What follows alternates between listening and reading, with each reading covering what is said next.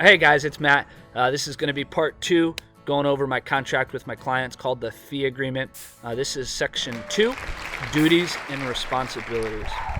The scope of services. I want to make very clear up front that the only work that I'm doing is your personal injury case. Of course, I'm more than happy to refer you to a good family lawyer or a good criminal law lawyer, but my case is your personal injury case. That is the only thing I'm doing. I'm not representing you for anything else. Next part is honesty. I will be completely and brutally honest with you about your case, even if it's not good news. And I expect that my clients will be honest with me. If we can't agree on that, I'm not the right lawyer for you. And I always like to tell clients that for some reason people feel that they don't want to tell their lawyer what they think are the bad parts about their case. They think something's going to hurt their personal injury case. What most people don't understand is that there's hardly anything that I can't deal with as a lawyer. Oftentimes, evidence is inadmissible. For example, if you had a drug addiction in your medical records, or if you have an outstanding bankruptcy, or if you had a prior personal injury case, whatever it is, it might not even be admissible in court. The jury might not even hear about it, so it's a non-issue. Other times, as long as I'm aware of it, we can investigate, figure out what the real story is, and deal with it. The only thing that will really hurt your case is not being honest with your lawyer. Next part is the new client checklist. One of the first things that a lot of folks say after they hire a personal injury lawyer is, hey, what's next? And lots of times folks don't even hear from their personal injury lawyer for weeks after they hired them. And they go, what the heck's going on? I thought I just hired this personal injury lawyer. Why aren't they doing anything?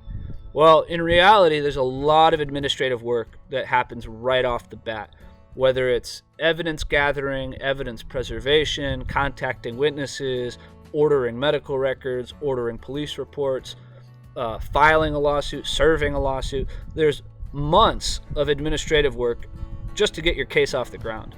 And so what I like to do so the client knows what we're doing and knows that we're working is I send every client a 30-day checklist, and we're going to be in contact over the next 30 days of your case, telling you what we've completed and what's going on.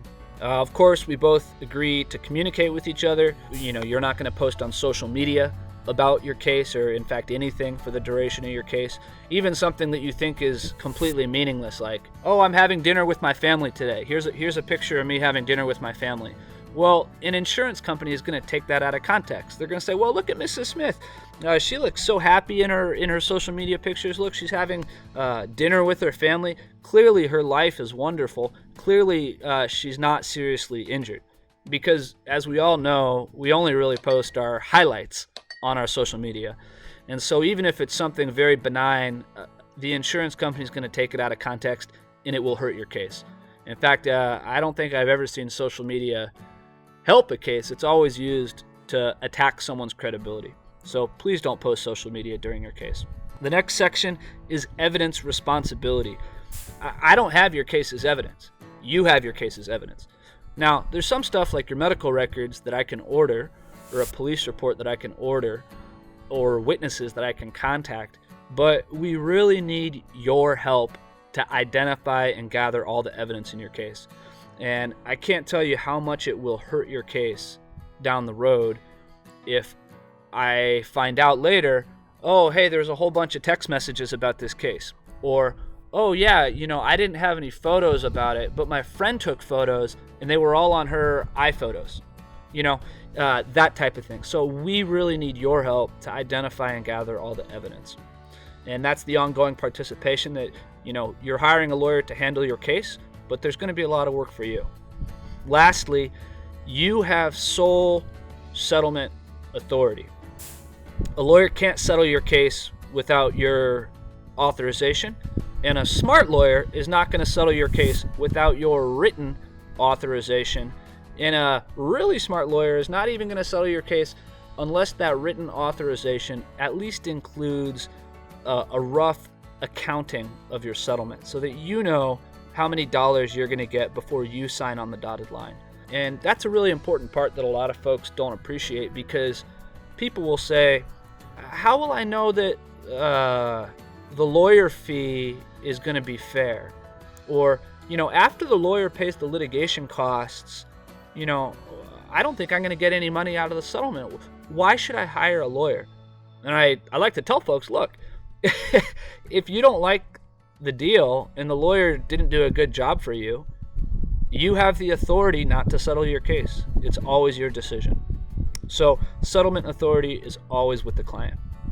Lastly, and this is important, a violation of those duties. So we just went through, 7 or 8 duties. Scope of services, honesty, the new client checklist, we agree to communicate, the social media disclaimer, evidence responsibility, ongoing participation in the case, client has sole settlement authority.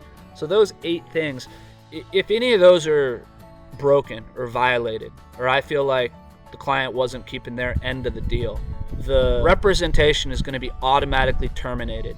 So that's an important thing, that when we start working together, we both have to trust each other. And if we can't and it's not working, we're not going to continue the representation.